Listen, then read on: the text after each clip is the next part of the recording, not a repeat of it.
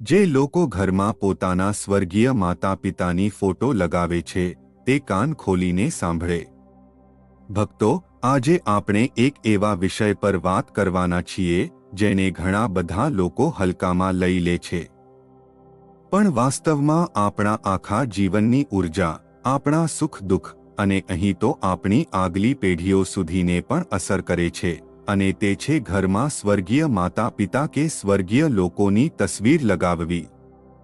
મિત્રો, તમે બધાએ ઘણા લોકોના ઘરમાં જોયું હશે કે જ્યારે પણ આપણા માતા પિતા કે પરિવારનો કોઈ સભ્ય આ સંસારમાંથી વિદાય થઈ જાય છે તો તેમની તસવીર આપણે મોટા આદર સાથે પોતાના ઘરની દિવાલો પર સજાવી દઈએ છીએ. કોઈ ડ્રોઈંગ રૂમમાં લગાવી દે છે, કોઈ પૂજા ઘરમાં, કોઈ પોતાના રૂમમાં. ક્યાંક માળા ચઢેલી હોય છે, ક્યાંક ફૂલ મૂકેલા હોય છે, ક્યાંક અગરબત્તી પ્રગટાવવામાં આવે છે. પણ શું તમે ક્યારેય વિચાર્યું છે કે આ તસવીરો લગાવવાનું પણ કોઈ સાચું સ્થાન, સાચી દિશા અને સાચો રીત હોય છે? થોભોને થોડું વિચારો. શું તમે ક્યારેય તમારા ઘરની દિવાલ પર લટકતી તે તસવીરને ધ્યાનથી જોઈ છે? તે આંખોમાં ઝાંકીને મહેસૂસ કર્યું છે કે તે શું કહેવા માગે છે? કારણ કે આપણામાંથી મોટા ભાગના લોકો તો ફક્ત એવા વિચાર સાથે તસવીર લગાવી દે છે કે અરે, આ તો આપણા હતા, એમને યાદ રાખવા માટે તસવીર ટાંગી દો. પણ આધ્યાત્મિક દૃષ્ટિએ જોઈએ તો આ કોઈ સામાન્ય કામ નથી. દોસ્તો, શાસ્ત્ર કહે છે, પિતૃ દેવો ભવ, એટલે પિતૃઓનું સ્થાન દેવતાઓ કરતાં પણ ઉચ્ચ છે. માતા પિતા અને પૂર્વજ ફક્ત આપણા જન્મદાતા જ નથી, પણ આપણી સમગ્ર વંશ પરંપરાની નીંવ છે. જે ઊર્જા આપણને મળી છે, જે સંસ્કાર આપણી અંદર આવ્યા છે, તે બધું આપણા પિતૃઓની જ દેન છે. એટલે જ્યારે તેમની તસવીર આપણે ઘરમાં રાખીએ છીએ તો તે ફક્ત એક યાદગાર નથી રહેતી, પણ તે આપણા આખા ઘરના ઊર્જા ચક્રને અસર કરવા લાગે છે. તો આવો પ્રશ્ન ઊભો થાય છે કે આખરે મૃત માતા પિતા કે મૃત લોકોની તસવીર ઘરમાં લગાવવી જોઈએ કે નહીં? અને જો લગાવવી જોઈએ તો તેમની તસવીર ક્યાં લગાવવી જોઈએ અને ક્યાં નહીં? પણ તે પહેલા તમને એક વાત કહી દઈએ કે કથા દરમિયાન કોઈએ પૂછ્યું કે ગુરુજી, અમારું ઘર ખૂબ સુંદર છે, બધું બરાબર છે, પણ ખબર નહીં કેમ ઘરમાં હર વખત અજીબ અશાંતિનો માહોલ રહે છે. ન જાણે કેમ વારંવાર બીમારીઓ ઘરમાં ઘૂસી આવે છે. પૈસા આવે છે પણ ટકતો નથી. નોકરીમાં તરક્કી અટકી ગઈ છે. તો આજે આપણે એ જ જાણીશું. એ વ્યક્તિએ કહ્યું, હા ગુરુજી, અમારા ડ્રોઈંગ રૂમમાં જ અમારા પિતાજી અને માતાજીની તસવીરો લાગેલી છે. અમે રોજ તેમને ફૂલ ચઢાવીએ છીએ. તો અમે કીધું કે તમારી ભૂલ અહીંથી જ શરૂ થઈ જાય છે. હવે તમે વિચારતા હશો કે મૃત માતા પિતાની તસવીર લગાવવી એ ભૂલ કેવી રીતે થઈ શકે? તો મિત્રો, જ્યારે કોઈ આત્માનું દેહાંત થાય છે તો તે પિતૃલોકની યાત્રાએ જાય છે. પરંતુ આપણી લાગણીઓ, આપણી યાદો અને આપણો મોહ તેને વારંવાર ખેંચીને આ લોકમાં બોલાવે છે. અને જો આપણે ઘરના ખોટા સ્થાને તેમની તસવીર લગાવી દીધી તો તે ઊર્જા આપણા ઘરની સકારાત્મક લહેરોને રોકવા લાગે છે. એ જ કારણ છે કે ઘરમાં બેચેની, રોગ અને માનસિક તણાવ વધે છે. તો સૌથી પહેલા આ જાણી લઈએ કે આખરે મૃત માતા પિતા કે મૃત લોકોની તસવીર ઘરમાં લગાવવી સાચી છે કે ખોટી? તેનો સીધો જવાબ છે હા, તસવીર લગાવી શકાય છે, કારણ કે આપણા પ્રેમ અને શ્રદ્ધાનું પ્રતીક છે. તો તમે બિના કોઈ સંકોચે તમારા મૃત માતા પિતાની તસવીર ઘરમાં લગાવી શકો છો. પણ તસવીર લગાવવાથી જ તમારા પિતૃ તમારાથી પ્રસન્ન થઈ જશે એમ નથી. એટલે આગળ આપણે જાણીશું કે તસવીર ઘરમાં કયા સ્થાને લગાવવી જોઈએ, કયા સ્થાને નહીં, અને સાથે તસવીર લગાવવાની સાચી દિશા શું છે, અને શું દરરોજ આપણે પિતૃઓની પૂજા કરવી જોઈએ. આ બધું જાણીશું. તો મિત્રો, સૌથી પહેલા જાણી લઈએ કે મૃત લોકોની તસવીર ઘરમાં કઈ દિશામાં હોવી જોઈએ. જો મિત્રો, વાસ્તુશાસ્ત્ર અને ધર્મ ગ્રંથ બંને આપણને કહે છે કે પિતૃઓની તસવીર હંમેશા સાચી દિશા અને સાચા સ્થાને લગાવવી જોઈએ. પણ કેટલાક લોકો જાણકારીના અભાવે ભૂલો કરી બેસે છે અને ત્યાંથી જ ઘરમાં પરેશાનીઓ શરૂ થાય છે. તો ધ્યાન રાખજો કે પિતૃઓની તસવીર જ્યારે પણ ઘરમાં લગાવો કે પહેલેથી જ લાગેલી હોય તો તેમનું મુખ હંમેશા દક્ષિણ દિશામાં કરીને લગાવો. કારણ કે દક્ષિણ દિશાને યમ દિશા કહેવામાં આવે છે. એ જ તે દિશા છે જ્યાંથી આત્મા પિતૃલોક તરફ જાય છે.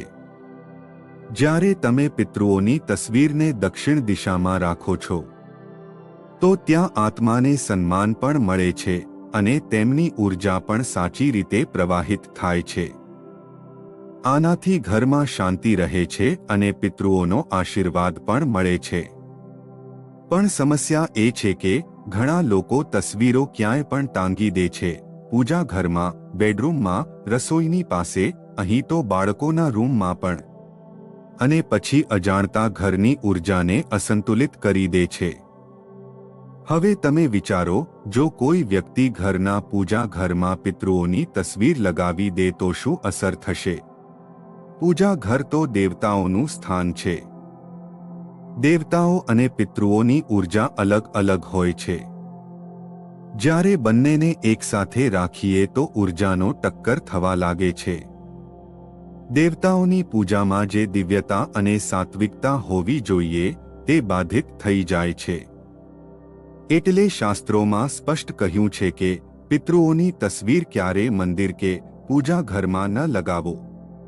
એની સાથે જ્યારે પણ તમે પિતૃઓની તસવીર લગાવો તો ધ્યાન રાખજો કે પિતૃઓની તસવીર ક્યારે ખૂબ મોટી ન હોવી જોઈએ અને ન તો તેમાં સજાવટનો દેખાડો હોવો જોઈએ. સરળ, સૌમ્ય અને ગંભીર ભાવવાળી તસવીર હોવી જોઈએ. કારણ કે તસવીર ફક્ત ફોટો નથી, પણ તે પિતૃઓની આત્મા સાથે જોડાવાનું માધ્યમ બની જાય છે. મિત્રો, તમે જોયું હશે કે ઘણીવાર જ્યારે આપણે પિતૃઓની તસવીરો જોઈએ છીએ તો લાગે છે કે જાણે તે આપણને જોઈ રહ્યા છે. એ જ તે સૂક્ષ્મ ઊર્જા છે જેને આપણે અવગણી દઈએ છીએ. એટલે જો તમારા ઘરમાં પણ પિતૃઓની તસવીરો લાગેલી છે તો થોડું થોભીને જુઓ કે તે કઈ દિશામાં છે. શું તે સાચી દિશામાં છે કે નહીં? અને સાથે કયા સ્થાને છે? આ જાણવું અત્યંત જરૂરી છે, કારણ કે ઘણીવાર પિતૃઓની તસવીરનું ઘરમાં ખોટા સ્થાને હોવું પણ પિતૃઓને નારાજ કરી શકે છે. કારણ કે માની લો કોઈ ઘરમાં માતા પિતાનું દેહાંત થયું. દીકરો કે દીકરી દુઃખી મને તેમની તસવીર ઘરના મંદિરમાં ટાંગી દે છે, એમ વિચારીને કે હવે તો તમે દેવતા બની ગયા છો એટલે મંદિરમાં રહેવું જ તમારા માટે યોગ્ય છે. તો એ તમારો ભાવ હોઈ શકે છે. પણ શું પિતૃઓની તસવીર પૂજા ઘર મંદિરમાં રાખવી સાચી છે કે નહીં? તો મિત્રો, ધ્યાન રાખજો, પિતૃઓને ક્યારે પૂજા ઘર મંદિરમાં ન રાખો. કારણ કે પિતૃ અને દેવતા બંનેની યાત્રા અલગ છે. દેવતા હંમેશા લોક કલ્યાણકારી ઊર્જા તરીકે પૂજાય છે, જ્યારે પિતૃ આપણી વંશ પરંપરાના રક્ષક હોય છે. તે આપણા કર્મો અને આપણી શ્રદ્ધાથી પ્રસન્ન થાય છે. મંદિરમાં તેમને સ્થાન આપવું એ દેવતાઓની ઊર્જામાં અવરોધ પેદા કરે છે અને પિતૃઓની આત્માને પણ શાંતિ નથી મળતી. એટલે જેમણે પણ પૂજા ઘર મંદિરમાં કે મંદિરની આસપાસ પણ પિતૃઓની તસવીર લગાવેલી છે તે તરત હટાવી દો. કારણ કે બંનેને એકસાથે રાખવું સાચું નથી માનવામાં આવતું. એ પછી શું પિતૃઓની તસવીર બેડરૂમ કે બાળકોના રૂમમાં લગાવવી જોઈએ? તેનો જવાબ છે બિલકુલ નહીં. વિચારો જરા, બેડરૂમ એ સ્થાન છે જ્યાં આપણે વિશ્રામ કરીએ છીએ, પોતાનું ખાનગી જીવન જીવીએ છીએ.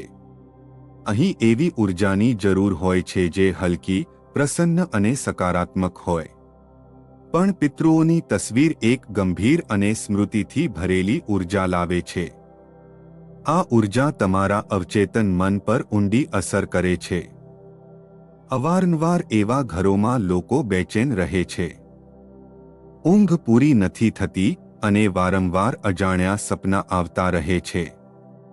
અને બાળકોના રૂમમાં તો એ વધુ ખોટું છે. બાળકોનું મન અત્યંત કોમળ હોય છે. તે રમવામાં, ભણવામાં અને કલ્પનાઓમાં ડૂબેલા રહે છે. જો તેમના રૂમમાં પિતૃઓની તસવીર હોય તો તેમની માનસિક ઉર્જા પર ભારે બોજ આવી જાય છે. આનાથી તેમનો વિકાસ અટકી શકે છે અને તે બિના કારણે ડર કે ગભરાહટ અનુભવી શકે છે. તો હવે પ્રશ્ન ઊભો થાય છે કે આખરે પિતૃઓની તસવીર ક્યાં અને કેવી રીતે લગાવવી જોઈએ? તો મિત્રો, પિતૃઓની તસવીર હંમેશા ઘરના બેઠક ખંડ કે હોલમાં લગાવવી જોઈએ, એ પણ દક્ષિણ દિશાની દિવાલ પર. દક્ષિણ દિશા એટલે યમની દિશા, પિતૃની દિશા. ત્યાં તસવીર લગાવવાથી ઉર્જા પ્રવાહિત થઈને પિતૃઓ સુધી પહોંચે છે. અને ધ્યાન રાખજો, તસવીરો હંમેશા આંખોની સામેની ઊંચાઈએ લગાવો, નહીં કે ખૂબ નીચે કે ખૂબ ઉપર. તસવીરો હંમેશા સાફ સુથરી હોવી જોઈએ, ધૂળ માટી ન જામવી જોઈએ. જો તસવીર પર માળા ચઢાવેલી હોય તો સુકાઈ ગયા બાદ બદલતા રહેવી જોઈએ. અને હા, પિતૃઓની તસવીર હસતી ખુશહાલ જીવનકાળની ફોટો ન લગાવવી જોઈએ. હંમેશા એવી તસવીર લગાવવી જોઈએ જેમાં તે ગંભીર અને શાંત ભાવમાં હોય, કારણ કે આ સ્મૃતિનું સ્થાન છે, આનંદ ઉત્સવનું નહીં. મિત્રો, ઘણા ઘરોમાં પિતૃઓની તસવીરો યોગ્ય રીતે ન રાખી શકવાને કારણે ત્યાં હંમેશા ઝઘડા, વિવાદ અને અજાણી બીમારીઓ રહે છે. લોકો કહે છે કે નજર લાગી ગઈ કે કોઈએ ટોણું કરી દીધું. પણ તેનું અસલ કારણ કંઈક બીજું જ હોય છે, જેને આપણે સમજતા જ નથી. થોડું વિચારો કે તમે રોજ તમારા માતા પિતાને મળવા જાવ છો અને તેમને ખોટી જગ્યાએ બેસાડી દો, ક્યારેક રસોઈમાં, ક્યારેક પૂજા ઘરમાં, ક્યારેક શયનકક્ષમાં. શું આ યોગ્ય છે? ના. એ જ રીતે જ્યારે તમે પિતૃઓની તસવીર ખોટી દિશામાં રાખો છો તો તેમની આત્મા પણ અસહજ થઈ જાય છે અને તેમને શાંતિ નથી મળતી. એ જ કારણે ઘરમાં પરેશાનીઓ વધવા લાગે છે. મિત્રો, પિતૃઓનું સન્માન કરવાની અસલ રીત એ જ છે કે તેમની તસવીર સાચી દિશા અને સાચા ભાવથી લગાવવામાં આવે. હવે ઘણા લોકો એ જ ભૂલ કરે છે અને વિચારે છે કે તસવીર લગાવી દીધી એટલે કામ પૂરું. પણ મિત્રો, ફક્ત તસવીર લગાવવાથી કામ પૂરું નથી થતું. પિતૃઓની તસવીર આપણા ઘરની સ્મૃતિ અને આશીર્વાદનું કેન્દ્ર હોય છે. જો તેનું ધ્યાન ન રાખવામાં આવે તો નકારાત્મક ઉર્જા ઘરમાં ફેલાઈ શકે છે. એટલે સૌથી પહેલા ધ્યાન રાખો કે પિતૃઓની તસવીર પર ધૂળ ન જામવી જોઈએ. ઘણા લોકો વર્ષો સુધી તસવીરો ટાંગી દે છે અને તેની તરફ ધ્યાન જ નથી આપતા. તસવીર પર ધૂળ જામી જાય છે, માકડાના જાળા બની જાય છે અને ક્યારેક કાચ પણ ધૂંધળો પડી જાય છે. તો શું એ જ પિતૃઓનું સન્માન છે? તેનો જવાબ છે ના. કારણ કે એ તો એવું થયું કે તમે તમારા પિતૃઓને અંધારા રૂમમાં બંધ કરી દીધા હોય. એટલે યાદ રાખજો, અઠવાડિયામાં ઓછામાં ઓછું એક વાર તસવીર સાફ કરવી જરૂરી છે.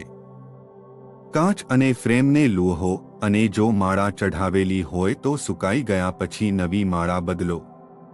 જ્યારે તસવીરો સાફ સુથરી અને ચમકતી હશે ત્યારે જ તેમાંથી સકારાત્મક ઉર્જા નીકળશે. અને ઘણા લોકોનો પ્રશ્ન રહે છે કે શું પિતૃઓની પૂજા દરરોજ કરવી જોઈએ કે નહીં? તો જવાબ છે, જો તમારી પાસે સમય હોય તો દરરોજ ફક્ત પિતૃઓની સામે લાંબી વાટનો દીવો કે મંત્ર અગરબત્તી પ્રગટાવીને તેમની પાસે પ્રાર્થના કરી લો કે હે પિતૃ દેવતા, તમે જ્યાં કોઈ પણ હો, પ્રસન્ન રહો અને અમારા પર કૃપા કરો. જો દરરોજ પૂજા ન કરી શકો તો ફક્ત અમાસ પર તેમને માળા કે ધૂપ દીપ લગાવીને તેમનો આશીર્વાદ મેળવી શકો છો. અને ઘરમાં મૃત લોકોની તસવીરો કેટલી સંખ્યામાં રાખવી જોઈએ? તો મિત્રો, ઘણા ઘરોમાં એવું જોવા મળે છે કે આખી દિવાલ પર પિતૃઓની તસવીરો લાગેલી હોય છે, દાદા, પરદાદા, તાય, ચાચા, બધાની. પણ મિત્રો, આ રીત સાચી નથી. આટલી બધી તસવીરો એકસાથે લગાવવાથી ઘરનો વાતાવરણ બગડવા લાગે છે. દરેક તસવીર એક ઊર્જા લાવે છે, અને જ્યારે ઘણી બધી ઊર્જાઓ એક જગ્યાએ ભેગી થાય છે તો ઘરમાં નકારાત્મકતાનો પ્રભાવ વધવા લાગે છે. એટલે જરૂરી છે કે તસવીરો મર્યાદિત હોવી જોઈએ. ફક્ત માતા પિતા કે દાદા દાદી સુધી. આનાથી ઊર્જા સંતુલિત રહે છે અને ઘરનો વાતાવરણ પણ હલકો રહે છે. અને એક વાત જે ઘણીવાર લોકો અવગણી દે છે, તૂટેલી કે ધૂંધળી તસવીરો. જો તસવીરનો કાચ તૂટી જાય, ફ્રેમ ખરાબ થઈ જાય કે ફોટો ધૂંધળો થઈ જાય તો તેને તરત બદલી નાખવો જોઈએ. કારણ કે તૂટેલી તસવીર અશુભ માનવામાં આવે છે. એ પિતૃઓની આત્માને પણ બેચેન કરી દે છે અને ઘરમાં કલહ, અશાંતિ અને આર્થિક અવરોધ લાવે છે. અંતમાં ધ્યાન રાખજો કે આ તસવીર ફક્ત કાગળનો ટુકડો નથી. તેમાં આપણા પિતૃઓની યાદો, તેમની ઊર્જા અને તેમના આશીર્વાદ છુપાયેલા હોય છે. જ્યારે આપણે શ્રદ્ધાથી તેમની તસવીર જોઈએ છીએ તો એ આપણને અહેસાસ કરાવે છે કે આપણે એકલા નથી. આપણા પૂર્વજો, જેમના બલિદાનથી આજે આપણું જીવન શક્ય બન્યું છે, તે ક્યાંક ને ક્યાંક આપણી સાથે જ છે. પણ જો આપણે ફક્ત દેખાડા માટે તસવીર લગાવીએ અને તેમાં શ્રદ્ધાનો ભાવ ન રાખીએ તો તેનો કોઈ લાભ નથી થતો. યાદ રાખજો, તસવીર ત્યારે જ શુભ થાય છે જ્યારે તેમાં પ્રેમ અને આદરનો ભાવ હોય. એટલે મિત્રો, દરરોજ સવારે જ્યારે તમે પિતૃઓની તસવીર જુઓ તો મુસ્કુરાતા મુખે તેમને પ્રણામ કરજો. તેમને કહેજો, તમે અમને જન્મ આપ્યો, સંસ્કાર આપ્યા, આ ઘરની નીંવ રાખી. અમે તમારા આભારી છીએ. અમને આશીર્વાદ આપો કે અમે સાચા માર્ગે ચાલીએ. આ શબ્દો ફક્ત શબ્દો નથી, એ તમારા મનમાંથી નીકળતી તરંગો છે જે બ્રહ્માંડ સુધી પહોંચે છે અને તમારા પિતૃ તમારા જીવનમાં સુખ શાંતિ ભરી દે છે. અને જો પિતૃ પ્રસન્ન હોય તો ઘરમાં બધું મંગલમય થાય છે, સંતાનની ઉન્નતિ થાય છે, પરિવારમાં પ્રેમ રહે છે, વેપાર અને નોકરીમાં તરક્કી મળે છે, ઘરમાં સ્વાસ્થ્ય અને સમૃદ્ધિ રહે છે. પણ જો તસવીર ખોટી દિશામાં હોય, ગંદી હોય કે શ્રદ્ધાનો ભાવ ન હોય તો પિતૃ અપ્રસન્ન થઈ જાય છે અને ઘરમાં પિતૃદોષ જેવી સ્થિતિઓ ઉત્પન્ન થાય છે. એટલે પિતૃઓની તસવીર હંમેશા દક્ષિણ દિશામાં લગાવો, તેને સાફ સુથરી રાખો. તૂટેલી ફૂટેલી તસવીરોથી બચો, મર્યાદિત તસવીરો જ લગાવો અને સૌથી મહત્વનું, તસવીરોને જોઈને શ્રદ્ધા અને પ્રેમથી તેમને યાદ કરો. યાદ રાખજો, પિતૃઓની પ્રસન્નતા જ તમારા જીવનની સૌથી મોટી પૂંજી છે. જો પિતૃ ખુશ હોય તો કોઈ શક્તિ તમને રોકી નથી શકતી. મિત્રો, વિડિયો પસંદ આવ્યો હોય તો લાઈક કરજો, ચેનલને સબસ્ક્રાઇબ કરજો અને કોમેન્ટ બોક્સમાં જય પિતૃદેવ કે હર હર મહાદેવ અવશ્ય લખી દેજો. આભાર.